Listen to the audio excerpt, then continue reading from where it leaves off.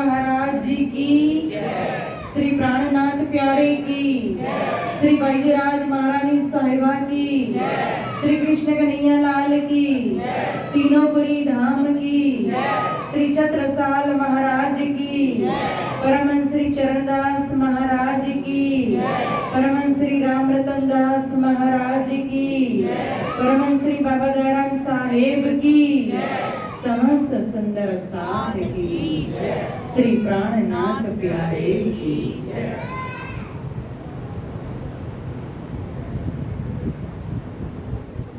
वंदो सतगुरु चरण को, करधनि प्रेम प्रणाम, अशुभ हरण मंगल करण श्री देवचंद्र जी नाम। श्री प्राणनाथ निज मूलपति, श्री महराज सुना, तेज कुंवर श्यामा युगल को, पल पल करो प्रणाम। प्रथम लागू दो चरण को, धनीन छुड़ैयो किन, लाग तनी लानैरिया, मेरे जीव के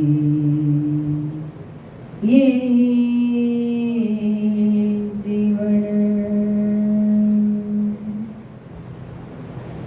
इन्हें पांव तले पड़ी रहूं, धन नजरे खोल बात न, पलन वानु निरखो नेत्रे, मेरे जिए के ये जीवन। कदमों लाग करूं सेजदा, पकड़ के दो पाए,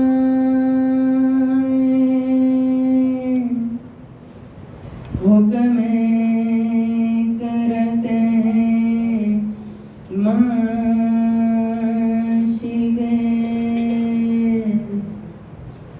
बीच आशिक के दिल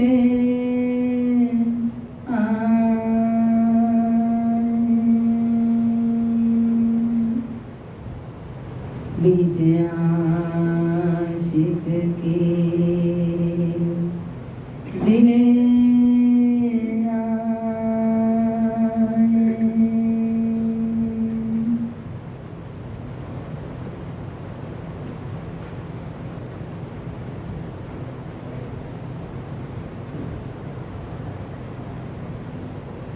धाम धनी अक्षरातीत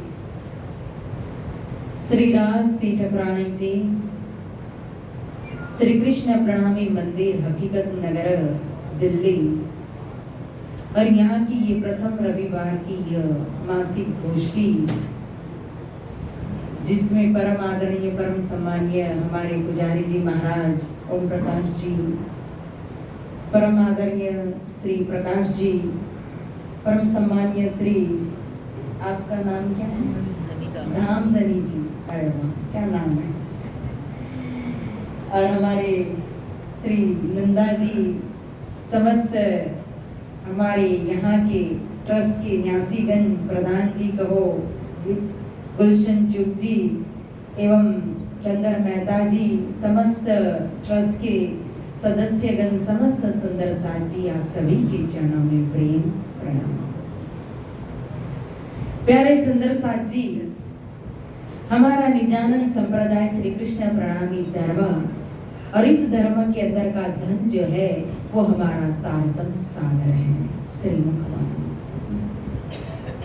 एते दिन त्रिलोक में होती जो बुद्ध सुपना, सो बुद्ध जी बुद्ध जागृत ले प्रगटे हुई नवतन। जब से ये दुनिया बनी, ये विराट बना, ये संसार बना, श्री राजी महाराज के हुक्म के माध्यम से कहो तो अक्षर भगवान ने इत अक्षर को विदश्य मन 5 तत्व 14 भवन त्रिगुण, यहाँ में माँ विष्णु मन बनते त्रिगुण ताते तिरचर सब उत्पन्न। जब अक्षर भगवान के द्वारा इस विराट की रचना हुई, संसार की रचना हुई, तो पाताल से लेकर के 5वीं सरसमष्टि तक, यानी कि आदि शेष नारायण भगवान जो पाताल के अंदर है, वहां से लेकर के प्रकृति के अंदर जितना भी आता है, मतलब कि जो भी उत्पन्न किया गया है वह सब स्वप्नवत है।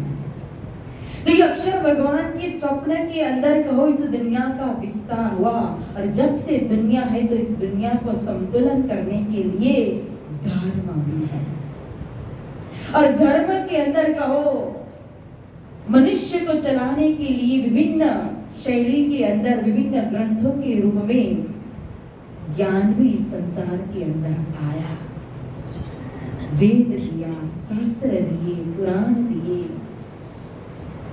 संत वाणी आई, लेकिन क्या कहा, एते दिन त्रिलोक में होती जो बुद्ध सुपना। जो भी ज्ञान था संसार के अंदर का, वो ज्ञान स्वप्न के अंदर का ज्ञान माना गया। क्यों? उस ज्ञान और इस तारतम ज्ञान के अंदर विशेषता क्या है? तो जो वेद है, चाहे शास्त्र है, चाहे पुराण है, चाहे उपनिषद है, चाहे संत वाणी है, क्योंकि संतों ने भी जो अपनी वाणी के अंदर दिया, वो जो गया चालो चल ना अपने अपने मुख पे जाहिर करे मजला।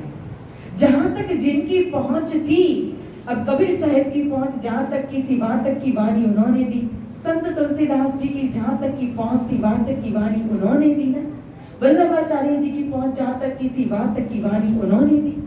तो सबने अपने अपने अनुभव से कहो, अपनी अपनी ताकत से, अपनी भक्ति से, अपनी साधना से जो जो अर्जित किया था वो इस संसार को दिया। लेकिन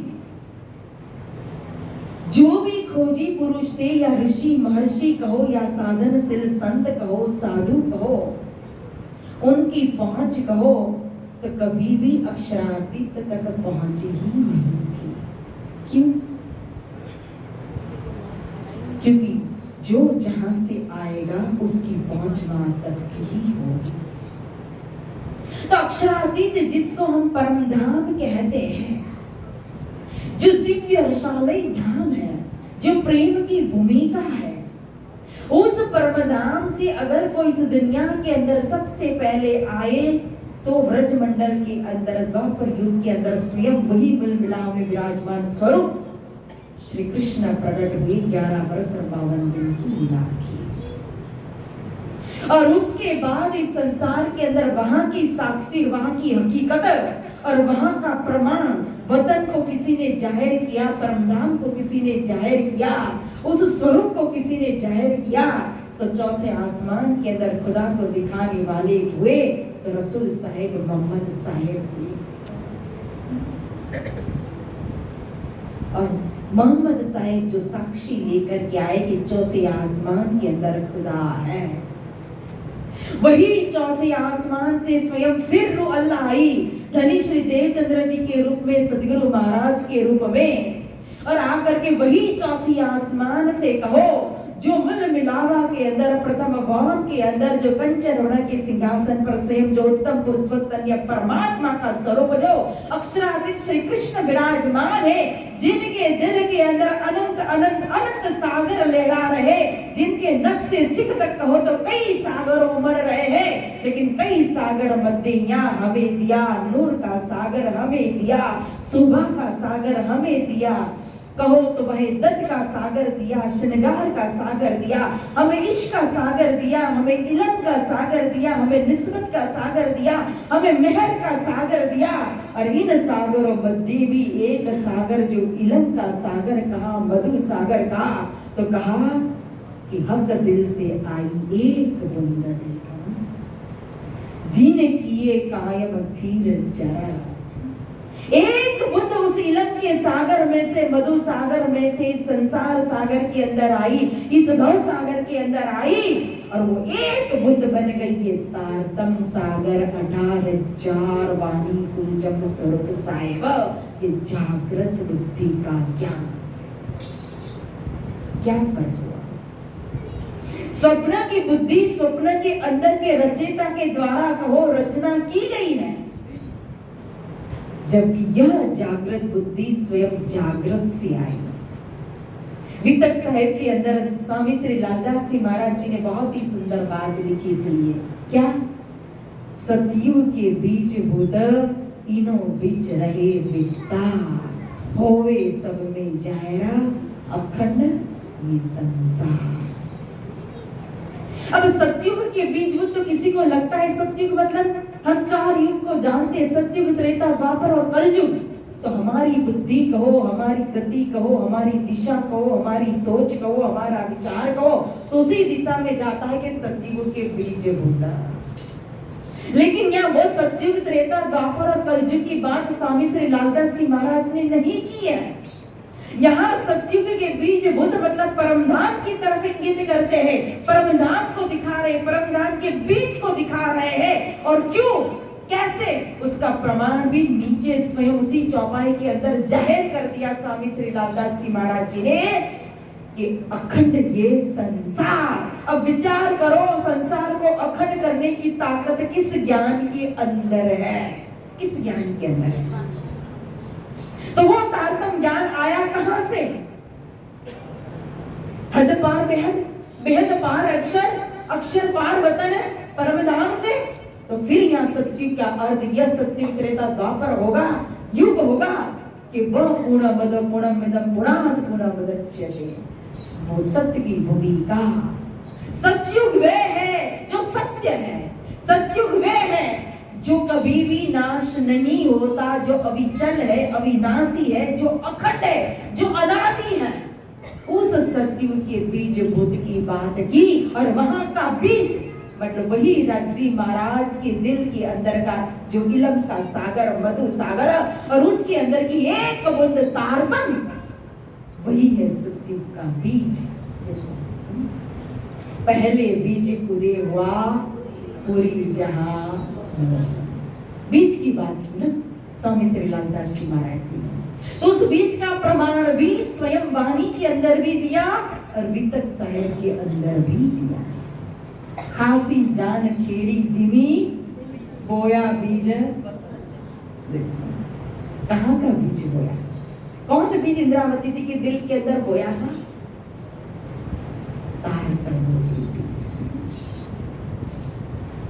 तो यह जो है स्वप्न की बुद्धि के अंदर का ज्ञान जो है, उस ज्ञान के ऊपर यह जागृत बुद्धि आई, और यही जागृत बुद्धि के अंदर की ताकत है, यह शक्ति है कि अखंड ये संसार। क्या देखी ये दुनिया जो या को ना करे अखंड। किसको अखंड करना है? ब्रह्म सृष्टि को, ईश्वरी सृष्टि को, किसको अखंड करना है? सारे संसार को अखंड करना है, चेतन को नहीं, जड़ को भी अखंड करना है। जैसे हम कोई भी मूवी देखते, कोई भी सीरियल देखते, कोई भी कुछ अच्छा देखते, भजन कहो या कोई भी रिकॉर्डिंग हो, चर्चा हो, सत्संग हो, तो उसको हम डाउनलोड करते हैं कि नहीं? तो डाउनलोड करने के बाद वो हमारे मोबाइल के अंदर क्या हो जाता है? अखंड हो जाता है, चाहे नेट न हो तो भी हम उसको देख पाते हैं कि नहीं। उसी तरह से ब्रज की लीला हुई, रास की लीला हुई, और उसके बाद ये जागती ब्रह्मांड की अंदर की लीला, जो लैलतुल कद्र की जो रात्रि है, उस रात्रि के अंदर की ये 3 टूक ब्रज रास और जागनी, ये अक्षर भगवान के अंतस्करण के अंदर सारे डाउनलोड कर रहे हैं बच्ची महाराज। जैसे वहां जब योग माया के ब्रह्मांड के अंदर रास खेल रहे थे, तो रास खेलते खेलते क्या हुआ था, जब जोश लियो खींच कर तब चित चौक भई, अक्षर कौन बन कौन सख्या कौन हम, यो चौक के फिर याद लगा। तो जो अक्षर भगवान जागृत हुए तो उन्होंने क्या देखा, और जो लीला देखी उस लीला को उन्होंने क्या किया, अपने अंतस्करण के अंदर, अपने दिल के अंदर उसको डाउनलोड कर लिया कि नहीं, अखंड कर लिया कि नहीं।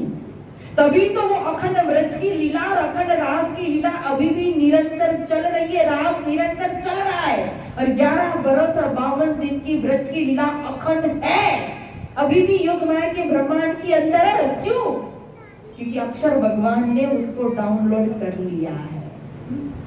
और उसी तरह से क्या देखी रे दुनिया, जो या को न करे अखंड, इस जागनी ब्रह्मांड की लीला को भी अखंड करेंगे।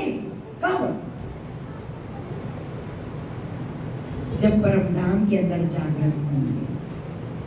जागने के बाद क्या करेंगे, क्या करेंगे? हाँ, कैसेट को देखोगे, कहाँ देखेंगे, अखंड कहाँ की, अखंड कहाँ करेंगे, तो परम धाम में तो अखंड नहीं होगी, तो मूवी परम धाम में कैसे चलेगी, तो कहाँ देखेगी ब्रह्म सृष्टि, उस कौन से पर्दे पर देखेगी। हमें अष्टपहर की लीला का चितवन दिया है कि नहीं, तो हम शाम की चितवनी जब करते हैं कि 12 से 3 जब उठते हैं राजी महाराज, नीले पीले मंदिर से उठ करके जब श्रृंगार सज के विराजमान होते हैं, और फिर पूछेंगे कि हे मेरी प्यारी सखियों, आज कहाँ जाना है, घूमने के लिए, फिरने के लिए, शेयर करने के लिए। फिर जहाँ इच्छा होती है सखियों की, तो वहाँ उसी पक्ष के अंदर कहीं मानक पहाड़ में, कभी पुखराज पहाड़ में, कभी वन की नहर में, कभी सागरों में, न कभी रमन रीति में, कभी हौज गोसर में, कभी टापू मल में लेकर के जाते हैं। और जाते हैं तो क्या करते हैं, 6 घड़ी खेलना, 6 घड़ी खेलते, 1 घड़ी जिलना करते, 1 घड़ी श्रृंगार करते हैं। और जब आज हम खेल के अंदर बैठे, मिलावा के अंदर बैठे और इश्क रब्द हुआ, प्रेम संवाद की बातें हुई, तो 3 बजे हमारा जो समय था, हमारा घूमने का समय 3 से 12 से 3 के बाद 3 से 6 का समय था, तो कितना समय हमारा इश्क रब्द में चला गया, कितना समय, कितने बजे तक इश्क रब्द चला होगा? चाहे हम जब भी साथ रहे तो, लेकिन यहाँ तो हमें समय दिया है कि नहीं। अभी हम परम धाम में नहीं बैठे हैं कि वहाँ की समय की बात करें, वहाँ तो वही पिछला घड़ी 4 का 4, लेकिन यहाँ हमें चितवन दी है, तो यहाँ हम चितवन के अंदर लेते हैं 6 घड़ी का समय, तो 6 घड़ी में से कितनी घड़ी हमारी इश्क रब्द में चली गई?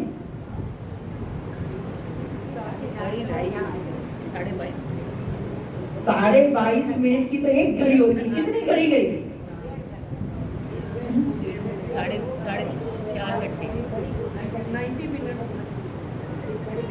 90 मिनट मतलब 1.5 घंटा हुआ। तो 1.5 घंटे में कितनी घड़ी होती है? घर जाकर के अच्छे से चितवन करना, हाँ? दिमाग को कसरत करना थोड़ी, मात्र मटर पनीर खाना नहीं है, छोले भटूरे खाना नहीं है, उसको हजम भी करना होता है। हजम नहीं करोगे तो घुटने नहीं आएगा, फिर स्टूल चाहिए मेरी तरह। 135 मिनट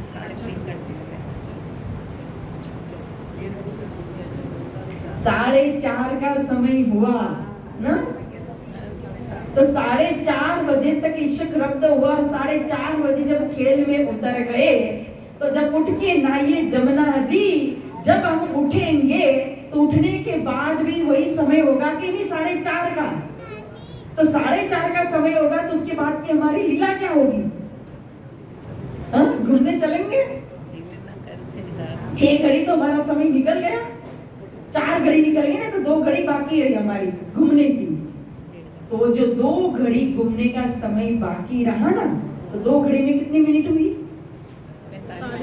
तो वो 45 मिनट तक हम ये जो डाउनलोड किया ना अक्षर भगवान ने, ब्रज रास और जागनी, यह जो उन्होंने अपने अंतस्करण के अंदर डाउनलोड की हुई लीला, हमारी अपनी बीतक ना, वो पौसे पवाड़ा पर आत्म मंजार कहा ना, वो हमारी लीला हम स्वयं को 2 घड़ी यानी 45 मिनट तक देखते रहेंगे।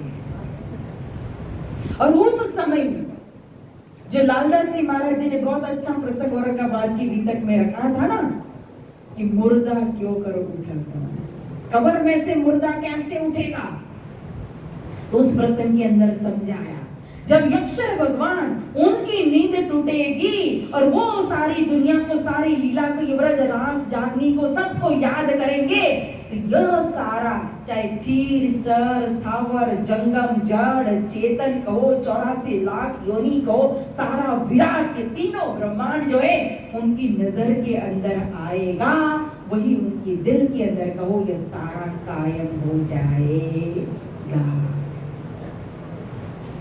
इस तरह से कितने सालों से अभी तक सुनते हो? अच्छा है, याद नहीं रहता है तो तभी आओगे। हाँ, याद रहने के बाद तो दूसरे साल फिर तक सुनने आओगे ही नहीं, फिर कौन सुनेगा? हाँ? कोई सुनेगा? फिर हम ही अकेले बैठे बैठे खुद ही सुने, खुद ही करें। इसीलिए राजी महाराज ने भूलने की बीमारी भी इसीलिए है, क्योंकि बार बार अगर मोबाइल की बैटरी कहो खत्म न हो तो चार्ज कैसे करें? करेगा ही नहीं कोई। वैसे ही हमें कहो तो अगर हमारी बैटरी चार्ज ही रहेगी हमेशा, तो हम मंदिर में शायद जाए ही नहीं, हम कथा सत्संग वाणी चर्चा सुनेंगे। लेकिन ऐसा भी होता है, देखो चाहे कितना भी आता हो, आप अनुभव कर लेना। आप बाजार में जाते हो शॉपिंग करने के लिए, कोई एक दुकान के अंदर एक बार गए, कोई चीज आपको पसंद ना आई, फिर भी दोबारा उस दुकान में जाते हो कि नहीं? तो एक बार पसंद ना आई, 2 बार पसंद आई, तीसरी बार कुछ अलग वैरायटी भी मिल जाती है कि नहीं? मिलती है कि नहीं? उसी तरह से कभी कभी चर्चा के अंदर हमें सब कुछ पता होता है, तो भी ऐसी ऐसी चीज मिल जाती है, ऐसे ऐसे पॉइंट मिल जाते हैं कि हमारे दिल के अंदर की कलियां खिल जाती है, तरंगे उठने लगती है, कुछ नया अनुभव होता है। इसीलिए कहा ते माटे तमे सुनजो साथ, एक कहो अनुपम वाक, चर्चा सुनजो दिन ने रात, आपने तो क्या प्राण नाथ। अब मैंने यहाँ चौपाई खोली, लेकिन चौपाई उठाने का ही समय नहीं मिला। सिर्फ वाणी को समझाते समझाते गए तो पता नहीं कहाँ से कौन सी बात आ गई। अब मेरे दिमाग में भी नहीं थी ये बातें कि ये बात कहनी है करके। अब चौपाई खोली, वो चौपाई नहीं उठ पाई। तो यही अनुभव होता है कि जो जानते हैं या जो कहना चाहते हैं उससे कुछ विशेष हमें कभी कभी मिल जाता है। ये धनी की महर होती है, ये तारतम का चिंतन है। और तारतम विचार विचार विचारी बेते सकल संधान, तो रोम रोमता है वेद ही सत शब्द के बाण है। ये शब्द परम धाम से आया हुआ तारतम है, इसलिए सत्य है। और तारतम कोई मंत्र मात्र नहीं है, तारतम एक कहो 16 अक्षर मात्र नहीं है। तारतम के अंदर क्या छिपा है? क्या छिपा है? जैसे अगार जार वाणी है, ये तारतम सागर है। हम पढ़ते तो ये शब्द दिखाई दे रहे, चौपाई दिखाई दे रहा है, एक ग्रंथ साहिब दिखाई दे रहा है, लेकिन वास्तव में है क्या? स्वरूप है, साहिब का स्वरूप है। तो उसी तरह से जब मंत्र हम बोलते हैं तो मंत्र के अंदर क्या आता है? निज नाम श्री कृष्ण जी, स्वरूप का नाम स्वरूप के साथ आया कि नहीं? तो जब मंत्र उच्चारण करेंगे निज नाम श्री कृष्ण जी, तो कृष्ण का स्वरूप, एक इमेजिंग, एक कल्पना, वो स्वरूप सामने आता है कि नहीं? तो मंत्र भी स्वरूप खड़ा कर देता है, स्वरूप को प्रकट कर देता है। और वही एक मंत्र का विस्तार कहो 6 चौपाई है, और वही 6 चौपाई का मंत्र कहो तो 112 चौपाई प्रकट वाणी है, और उसी 3 लीला को, उसी मंत्र को समझाने के लिए तो 18,000 वाणी है। विचार कर, तो मूल तो क्या हुआ? अगर बीज न हो तो फल कहां से आएगा? बिना बीज के फल कैसे होगा? इसीलिए पहले बीज उदय हुआ। जब हफ्सा के अंदर बीज प्रकट हो गया, जब हफ्सा के पहले भी कहो तो नौतनपुरी के अंदर श्याम जी के मंदिर में स्वयं बीज तारतम के रूप में, मंत्र के रूप में जब प्रकट हो गया, तभी तो आगे तारतम संबंधी लीला का विस्तार होने लगा, चर्चा होने लगी। हाँ, ब्रह्म सृष्टि की सुंदर साथ की जागनी होने लगी। और इसीलिए पर न आवे तो एक ने मुख से कृष्ण नाम कहा। कितना सुंदर तरीके से कहो, हमारे लिए इतनी सरलता से एक सार निकाल करके एक चरण के अंदर रख दिया महामती श्री प्राणनाथ जी ने कि तारतम का सार क्या, इसका महत्व क्या। श्रीमद् भागवत की महिमा समझाने के लिए भी 4 श्लोक सुखदेव मुनि महाराज ने रखा। यहाँ तो 4 चौपाई की भी जरूरत नहीं पड़ी, एक चौपाई के अंदर नहीं, एक चौपाई के भी 2 चरण के अंदर कह दिया कि पर न आवे तो एक ने मुख श्री कृष्ण कहल। इससे भी शॉर्ट में कहा प्रकाश के अंदर तारतम्य फल, तारतम्य फल वो तो बल है। आप जो चौपाई बोल रहे हो, मैं तो फल की बात कर रही हूँ। बल और फल में फर्क है कि नहीं? तो तारतम का फल क्या है?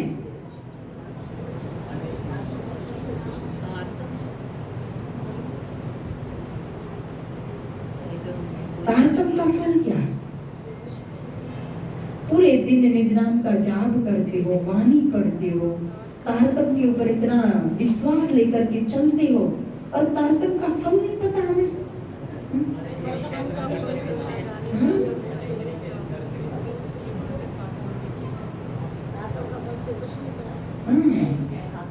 घर श्री राम और श्री कृष्ण, यही तो तारतम का फल है। और आगे परिक्रमा में एक बहुत सुंदर बात बताई तारतम के विषय में। क्या कहा?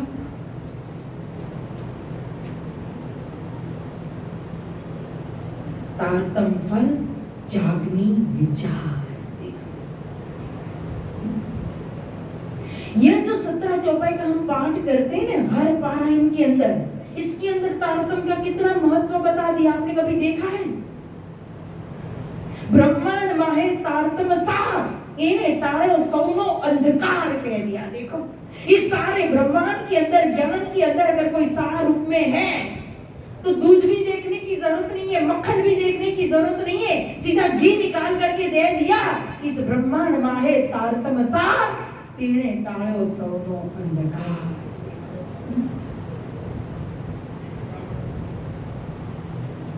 और भी सुंदर सुंदर चौपाइयां हैं इसी प्रकरण के अंदर। माया नो जे पाम से पार, तारतम कर से देह विचार। इसका अर्थ क्या हुआ? ये दोनों चरण बहुत ऑपोजिट है, देखना। इसका सीधा सीधा अगर शाब्दिक अर्थ करोगे, कोई टीचर प्रोफेसर होगे तो क्या करते? शाब्दिक अर्थ करते हैं इसका। माया नो जे पाम से पार, तारतम कर से देह विचार। तो सरल अर्थ क्या हुआ?